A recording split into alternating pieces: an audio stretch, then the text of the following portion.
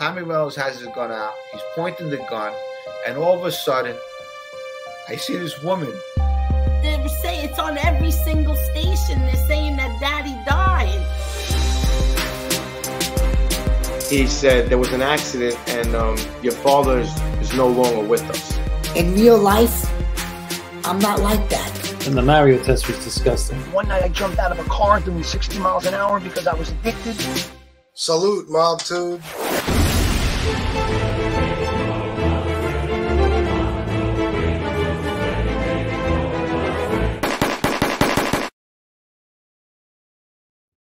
Salute, Mob Tube. So today I'm going to tell you the story of John Veazey. Now, on the last couple of mob shows I did, we discussed tough guys in organized crime, and John Veazey is one that always kind of stood out to me. Now, considering the way his story ended, a lot of people will say he can no longer be considered a tough guy, but he has a very interesting story, and I'm looking forward to telling it. So, John Veazey was born in South Philadelphia in 1967 to Walter Veazey and Sophia Maria Caticcia. He was the youngest of 5 children, and from the very beginning, he had a tough life.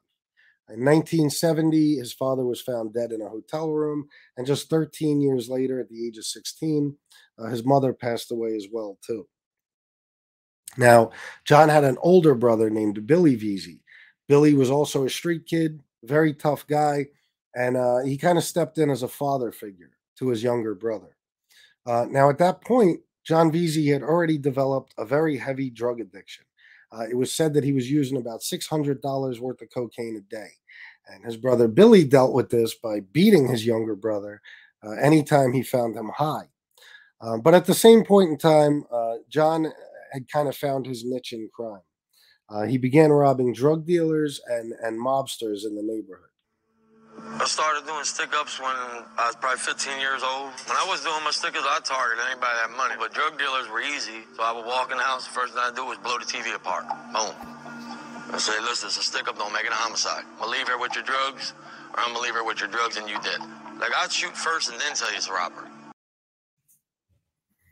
So it goes without saying that John Veazey was always in trouble with the law. By the age of 30, he had been arrested 60 times, and at the age of 27, he was released after serving an 11-month sentence for basically beating a guy to death. Now, when he was released, he got a job at a construction company that was owned by the brother-in-law of John Stanfa. So to tell you who John Stanfa is, I'm going to backtrack a little bit and talk about the boss of the Philadelphia crime family. His name was Nicky Scarfo. And on November 19th, 1988, Nicky was convicted on more than 32 counts of racketeering, which included 8 murders, 4 attempted murders, 2 counts of illegal distribution of methamphetamine, 1 count of loan sharking, 14 counts of extortion, and 1 count of illegal gambling. Now, after that conviction, John Stanfa kind of stepped in and helped run the family until 1991, when John was made official boss of the Philadelphia crime family with the backing of New York's Gambino family. Now, at this time, there was an all-out war in the streets because other than John Stanfa and his crew, there was a younger crew of up-and-coming mobsters who were nicknamed by the press the Young Turks. The Young Turks were led by a guy named Skinny Joey Molino. Skinny Joey was the son of one-time underboss of the Philadelphia family named Chucky Molino. And he kind of felt that it was his birthright to take over the family at this point. And him and his crew, they had just had enough of Stanfa's reign. Now, because of this war, Stanfa obviously needed some soldiers. He needed some new recruits. And he heard about a tough kid named John Veazey who worked for his brother-in-law's construction firm. So he kind of recruited John Veazey to do his first mob hit. And the targets of that hit were going to be Joey Molino and his number 2 guy, Michael Changlini. I'm at work one day and they come and ask me, do I know Joey Molino? I said, yeah, I know him. Stanfa has decided to get rid of his rival and gives the word that Molino must go. I knew Joey Molino my whole life. I mean, my brother grew up with him, his friends with him. They said, would you kill him? I said, you got a gun? They said, yeah. I said, give me a gun and give me some money. I'm in. It was like that quick. Basically came to him, made a sign of a gun with his hand and said, are you willing to do this for $300? John said yes. Even though I knew Joey Molino my whole life and my brother hung out with him, I didn't have a problem because it was about the money. I sold my soul for money, basically. Let's call it that. That's what it is, basically. I sold it to be a junkie earlier in life, and later I sold it to the mob. There you go. So $300 for a hit. So on August 3rd, 1993, the day of the planned assassination on Joey Molino, John Veazey was picked up by another Stanford hitman, and they went hunting for Joey Molino and Mikey Cianglini. That morning I got picked up. We had the guns in the car already. I said, look, why don't we just shoot him at the hangout? And they're like, you know where his hangout is? I said, yeah, it's right on the corner of my street. So we see them, and I said, let's just drive up and shoot him. As we get up there,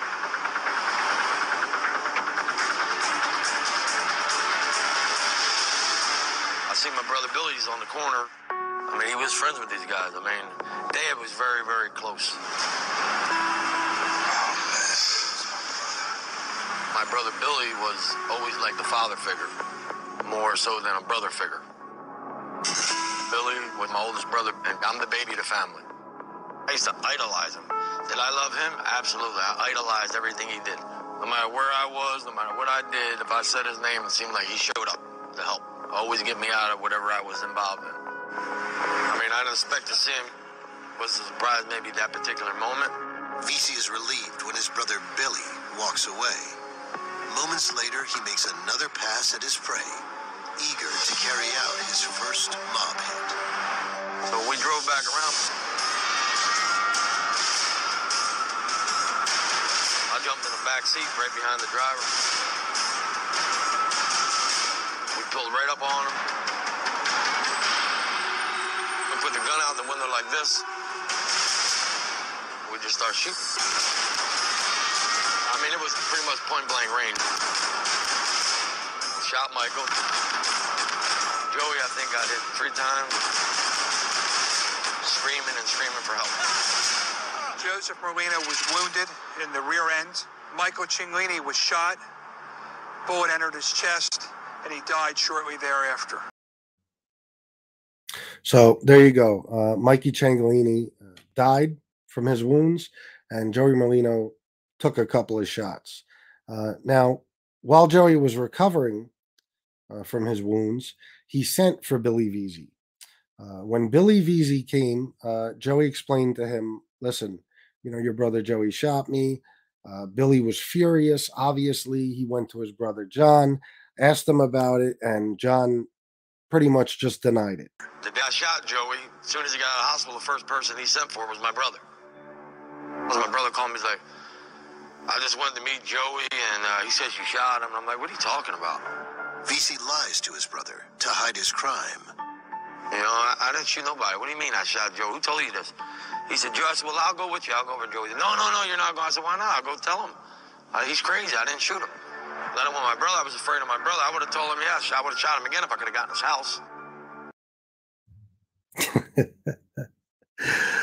So that was John. He didn't care for the most part, but he was a little afraid of his older brother, Billy.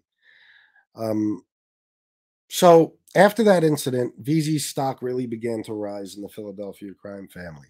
Not only was he Stanford's trusted hitman, but he also he was kind of an enforcer, you know, and he did loan and extortion collecting for the Philadelphia family.